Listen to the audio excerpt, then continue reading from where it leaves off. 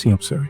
ഇരുന്നത് இந்த பழி வாங்கணும் அப்படி ட்ரெயின் இருந்தது ஒரு கட்சினா என்ன வேணாலும் பண்ணு அவங்க மேலே கை வைக்காது நான் முன்னே வீட்டில் ஒரு பேரான ഓഫീസിൽ സിഎം സാർ, എൻ്റെ കൂടെ ഉള്ളവരൊന്നും ചെയ്യരുത്. എന്നെ എന്ത് വേണം ചെയ്തോളൂ. ഞാൻ വീട്ടിലോ ഓഫീസിലോ കാണും. ഇതാണ് ഇന്ന് വിജയണ്ണൻ സോഷ്യൽ മീഡിയ പോസ്റ്റ് ചെയ്തേക്കുന്ന ഒരു പോസ്റ്റ്. അതിന്റെ അടിയിൽ ഐ ആം വെയിറ്റിംഗ് എന്നും കൂടെ ആയിരുന്നെങ്കിൽ സൂപ്പർ ആയേനെ. പുള്ളിക്ക് അറിയാം എങ്ങനെ നാട്ടുകാരെ കയ്യിലെടുക്കണം എന്നുള്ളത്.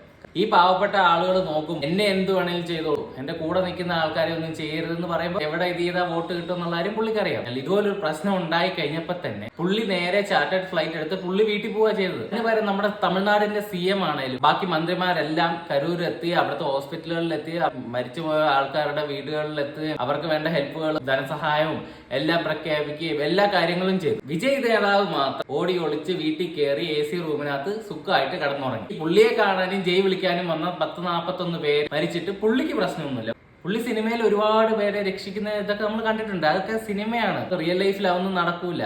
അത് ഈ തമിഴ്നാട്ടില് ഈ ആരാധന എന്ന് പറയുന്ന സാധനം വളരെ കൂടുതലാണ്. ഇത്രയും പേര് കൊച്ചു കുഞ്ഞുങ്ങളെ അടക്കം കൊണ്ടുവന്ന് വിജയിയെ കാണാൻ വേണ്ടി ഇത്രയും പേര് വന്നത് ഇതുകൊണ്ട് മാത്രമാണ്.